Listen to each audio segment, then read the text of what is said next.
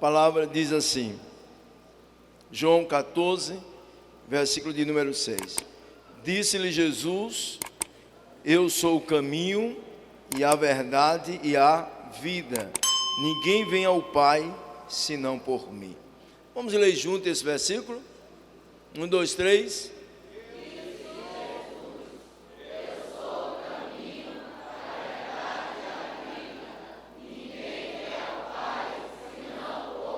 Amém. Pode sentar. E continue com esse texto bíblico aberto por alguns momentos.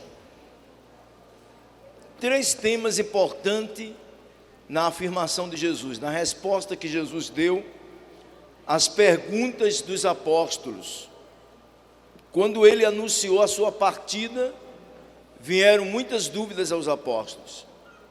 E aí Jesus dá essa resposta nessa dimensão desta afirmação. 3 coisas importantes nesta resposta de Jesus destaca aqui: caminho, verdade e vida. É exatamente o tema da nossa reflexão nesta noite de ceia. Caminho, verdade e vida. Jesus afirma no versículo de número 6 que ele se autodefine como caminho, a verdade e a vida. Caminho, verdade e vida. Gostaríamos de refletir a partir desse tema. Primeiro, a gente tem que entender que havia aqui uma preocupação de como chegar ao Pai.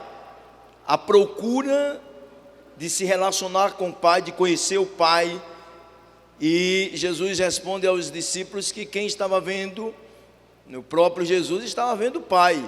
E nós sabemos que esta procura por Deus é uma procura totalmente inerente ao ser humano. O ser humano sempre está à procura de conhecer Deus, à procura de conhecer a explicação da sua própria origem, a explicação para a origem do universo. E isso é uma procura constante. E Jesus responde aos seus apóstolos. É importante citarmos também que nesta época estavam todos debaixo do domínio romano, e os romanos eles procuravam o conhecimento através da prática. Eles não eram de muita contemplação, eles eram de coisas muito práticas, coisas praticadas, reais. E eles estavam saindo, não é? Depois de muitos anos estarem debaixo do domínio dos gregos. Alexandre o Grande revolucionou o mundo, submetendo as nações debaixo de seu comando, de sua liderança forte. E ele espalhou a cultura grega por todas as partes do planeta. E uma das coisas que os gregos, eles procuravam Deus através da contemplação e através da própria filosofia, depois de romper os mitos. Eles cansaram de criar mitos como resposta para os seus questionamentos, e eles agora procuram explicação à existência de Deus através da filosofia e através da contemplação, buscando conhecimento ao contemplar as coisas. E essa resposta de Jesus trazia resposta para os romanos, trazia resposta para os judeus e trazia resposta também para os gregos. Jesus afirma: eu sou o caminho, eu sou a verdade e eu sou a vida. Quem diz amém, meus irmãos?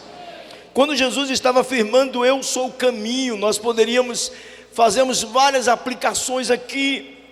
Este caminho aqui, ele também pode ser demonstrado como um alvo, o foco.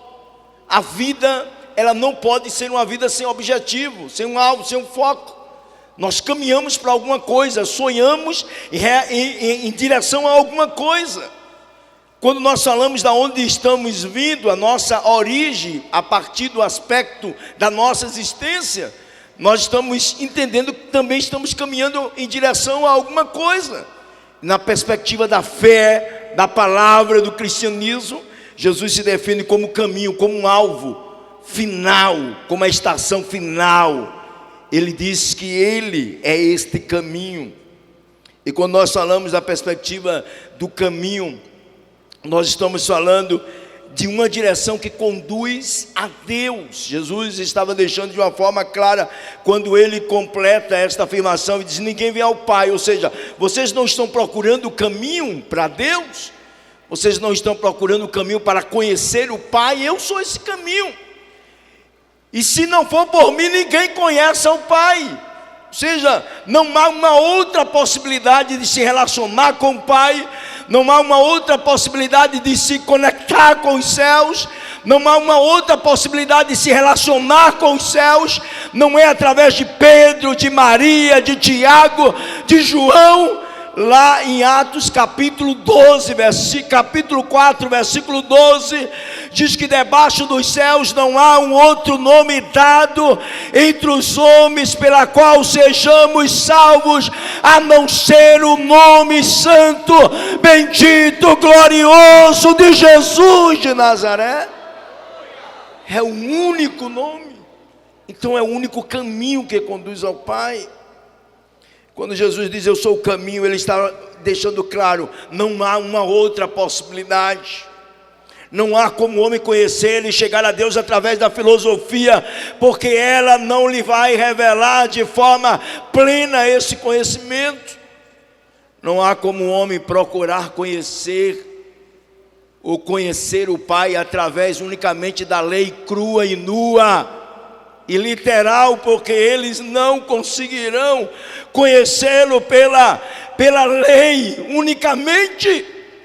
E aí ele diz: a única forma de vocês conhecer o Pai, de vocês sentir o Pai, de vocês terem relacionamento com o Pai, é através de mim, porque eu e o Pai somos um. Quando Jesus estava dando o último suspiro na cruz, a palavra de Deus diz nos evangelhos que enquanto ele dizia: Pai, tudo está consumado, a Bíblia diz que o véu do templo se rasgou de alto a baixo, dizendo assim: o caminho que estava fechado agora estará aberto, e vocês podem entrar no Santo dos Santos e adorar o Rei dos Reis e o Senhor dos Senhores. Não há mais impedimento. As pessoas procuram explicação e se aproximar de Deus através da psicologia, através dos mitos. Para tudo, nas épocas da busca pela explicação em relação à existência de Deus, os homens criavam deuses para tudo. Era Deus para a água, Deus para o fogo, Deus para a terra, Deus para as árvores, Deus para os animais, Deus para a justiça, Deus para a família. Para tudo se explicava com a criação de um Deus. Era a forma que o homem tinha para normatizar a sua convivência e explicar a existência de Deus. Mas Jesus disse: eu sou o caminho. Ele é o caminho que conduz unicamente ao Pai. E quando nós olhamos à luz da palavra, existem caminhos estreitos e caminhos largos, sim ou não? E Jesus disse assim: o caminho que eu sou não é um caminho largo. Ele diz assim: olha, o caminho que conduz à perdição, ao inferno, seja lá o nome que você queira dar, inferno, Hades, sofrimento eterno, esse caminho ele é largo. E os homens têm procurado cada vez mais alargar este caminho, facilitar este caminho. E ele diz que quem anda por este caminho que é largo são muitos, não é pouco não. Porque os seguidores das coisas más são maiores em número do que os seguidores das coisas boas. As pessoas procuram facilidade e não essência. As pessoas procuram prazer e não responsabilidade. As pessoas procuram fantasia e não serem chocadas, impactadas, confrontadas. E por isso Jesus disse que o caminho que conduz à perdição, que não é ele, é um caminho largo. É o caminho do que tudo pode, do que tudo pode ser feito. Mas ele disse assim: mas há o caminho que conduz aos céus, e esse caminho, ele é caminho estreito, é caminho de porta estreita. Ainda que os homens queiram alargar, ainda que os homens queiram pregar um outro evangelho, ainda que os homens queiram trazer um evangelho de portas largas, eu quero dizer que se descer do céu um anjo e vir em meu nome pregar um outro evangelho que não seja esse evangelho seja maldição, porque o meu evangelho é um evangelho de porta estreita. Quem pode dar um glória para o Senhor nesta hora? O evangelho do Senhor é um evangelho de porta estreita. É um evangelho que diz assim: se alguém bateu no seu rosto, dê a outra face. É fácil? É um evangelho que diz assim: ame o seu adversário. É fácil? Se quando o irmão pisa no meu pé, eu quero revidar da mesma forma que ele fez. É fácil viver esse evangelho? É um evangelho de caminho estreito. Se Jesus diz na sua palavra que nós devemos amar aqueles que nos aborrecem, é um evangelho de caminho largo? Não, é um evangelho de caminho estreito. Se Jesus diz na sua palavra que se nós olharmos para a mulher e a desejarmos, nós já adulteramos, é um caminho de portas largas, é um caminho de portas estreitas. O caminho que Jesus estabeleceu pela graça é muito mais estreito do que o caminho que Moisés apresentou a Israel. Porque na lei dizia que se o homem coabitasse com a mulher, ele era considerado um adúltero. No caminho que Jesus revelou e disse: eu sou o caminho, ele disse que se olhar e desejar, já pecou. E é por isso que a graça de Deus, ela é melhor que a vida, porque ela nos leva para o Senhor dos Exércitos. Quem pode dar um glória a Deus bem forte, irmão? O caminho que é Jesus é um caminho de portas estreitas, é um caminho estreito, é um caminho que exige renúncia. O caminho que Jesus se autodefine é um caminho que ele aplana a caminhada do justo. Lá no livro de Provérbios diz que o caminho do justo é para cima, mas o caminho do ímpio é para baixo. E o que é que significa o caminho do justo para cima? É que o justo tem como alvo os céus. A caminhada do justo é para os céus, e a caminhada daqueles que estão sem a direção de Deus é para baixo, porque a ideia que se tinha no Velho Testamento é que o inferno é para baixo,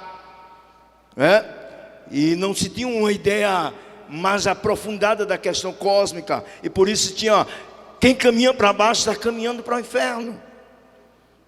E Jesus mostra e se definiu o seu caminho. Há caminhos maus que nascem dentro do coração do homem.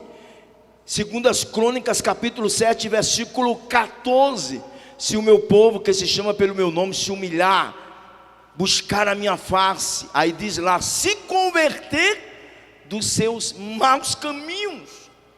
E caminhos aqui não é simplesmente uma ideia física, geográfica, de um determinado território que você tem que percorrer. Caminhos aqui são decisões, intenções, desejos, planejamento, o que se planeja para executar. São maus intenções que nascem no coração.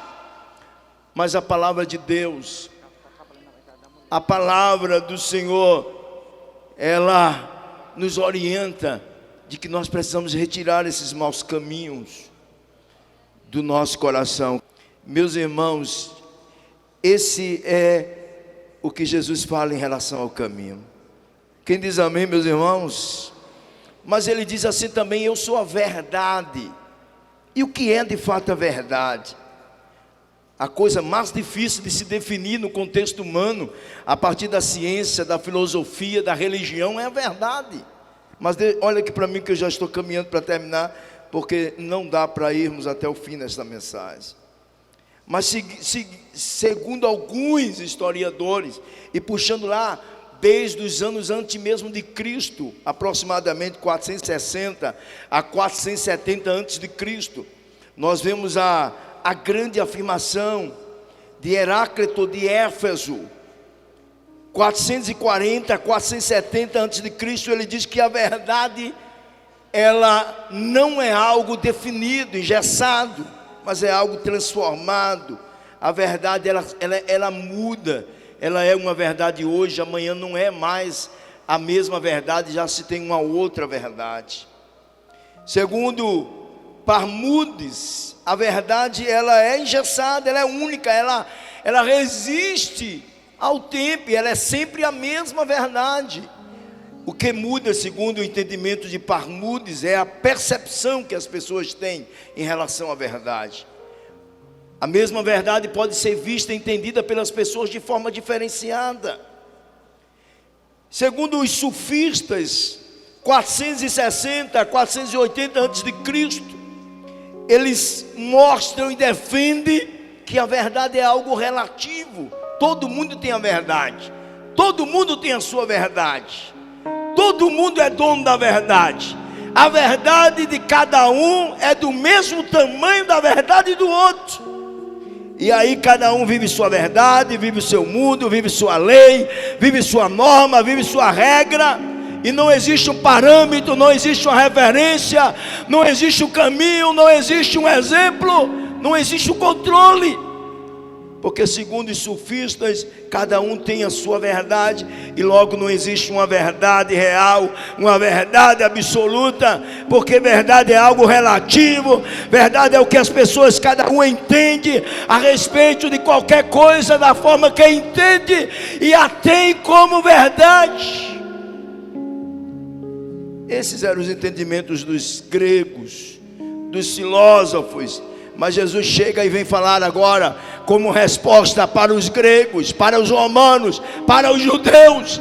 E ele diz: vocês procuram definir a verdade, procuram encontrar a verdade através da lei, através da filosofia. E ele diz assim: olha, eu sou a verdade. E ainda mais ele diz assim: conhecereis a verdade, e a verdade vos libertará. O homem só sai do pecado quando as garras do pecado são rompidas pela verdade. E essa verdade não está na filosofia, e essa verdade não está na ciência. Esta verdade é Cristo, Cristo, Cristo, Cristo que está aqui.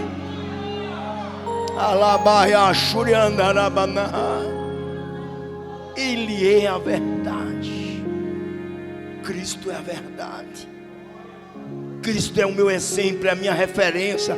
É nele que eu encontro os parâmetros, a nova regra, a conduta, a maneira de ser, de responder, de viver, de agir, de amar, de perdoar, de caminhar. Todos os ensinos dele são normas que eu devo seguir. Eu não preciso procurar em Sócrates exemplo. Eu não preciso me espelhar em Platão, Aristóteles e tantos outros. Eu não preciso me inspirar em tantos outros que marcaram a história. O meu referencial é Jesus de Nazaré. Nas festas das cabanas, a Bíblia diz que ele se levantou e todas as pessoas pararam e esperavam: o que é que esse homem vai falar? E ele se levanta na festa das cabanas e ele diz assim: olha, quem crer em mim, como diz as escrituras, rio de águas vivas fluirão do seu interior. Quem pode levantar a mão e dar um brado de glória? Luta não arranca essa fé, prova não arranca essa fé, dificuldade não arranca essa fé. Sabe por quê? Porque Jesus está em você. Nada pode arrancar esta prova, nada pode tirar de você esta prova. Ele é a minha, Ele é a única, Ele é uma verdade absoluta. Ele não é uma verdade que as pessoas poderão cada uma ter a sua própria concepção a respeito da verdade, segundo um dos filósofos.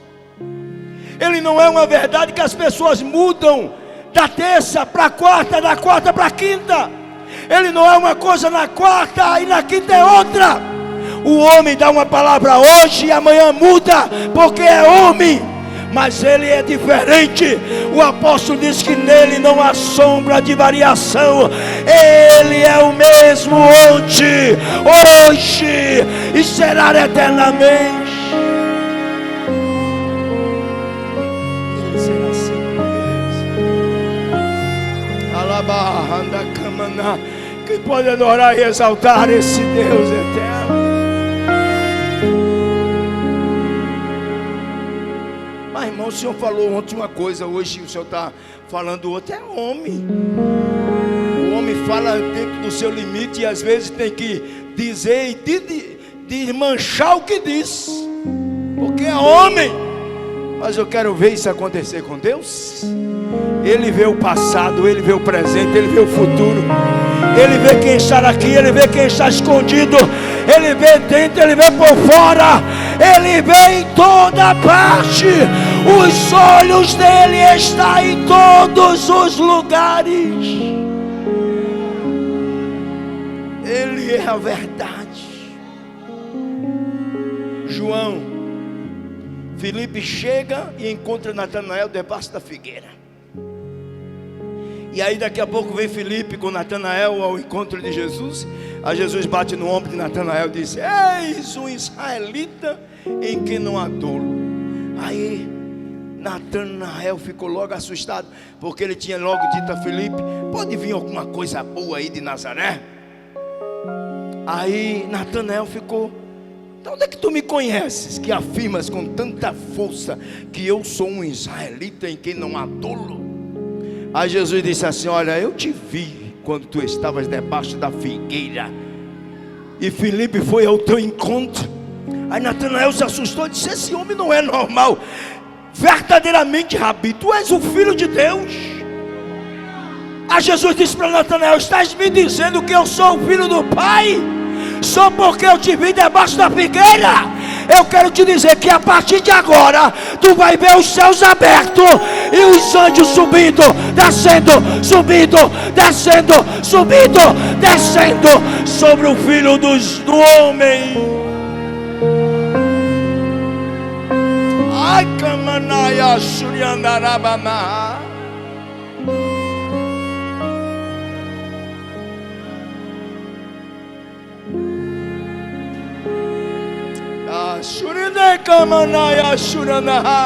Quem pode adorar o Rei dos Reis? Levanta as tuas mãos e diga: tu és grande. Adora, adora, adora. Jesus está aqui. Alabaia Shuriandarabana. Isso é verdade. Concluindo, ele disse: eu sou vida. Mas quando Jesus afirmou eu sou vida, ele disse: eu não. Ele estava dizendo de uma forma muito clara: pastor Araújo, eu não sou vida incompleta, eu não sou vida parcial, eu sou vida plena para vocês. Paulo disse, quando escreveu aos Coríntios, assim: em parte conhecemos e em parte profetizamos. Em outras palavras, Paulo está dizendo: nós estamos vivendo um momento em parte e não um momento pleno. Por mais que nós sintamos, glorificamos, por mais que nós tenhamos esta vida cristã aqui, mas ela ainda não será uma vida aqui plena. Mas Jesus está dizendo assim: olha, eu sou vida plena. Porque hoje vocês conhecem parte, mas quando eu me manifestar sobre as nuvens, o apóstolo diz assim: que assim como ele é, nós o veremos, e nós seremos semelhantes a ele. Você não entendeu? Se você tivesse entendido, você abria sua boca e dava glória. Jesus está dizendo: você vai receber vida plena. Vida plena. Eita, tudo que é em parte vai acabar. O que é em parte vai acabar. O que é em parte vai acabar. A vida plena é a vida sem véu, sem barreira, sem limite. É o que diz Apocalipse. João não tinha palavra para descrever, aí Deus lhe deu em uma forma de uma linguagem metafórica, cheia de metáfora. E aí ele fala da árvore da vida, do rio da vida, água da vida, rio da vida. árvore dos frutos. Ele está dizendo: nós vamos viver uma vida plena. E é por isso que quando ele chegou na casa de Marta e Maria e perguntou: onde está Lázaro? Ela disse: já faz 4 dias.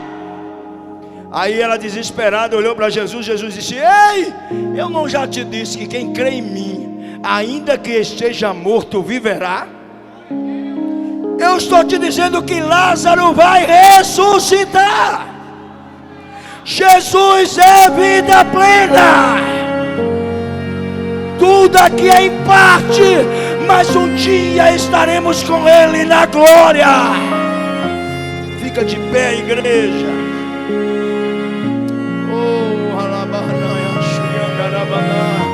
Levanta a mão para os céus. Enquanto você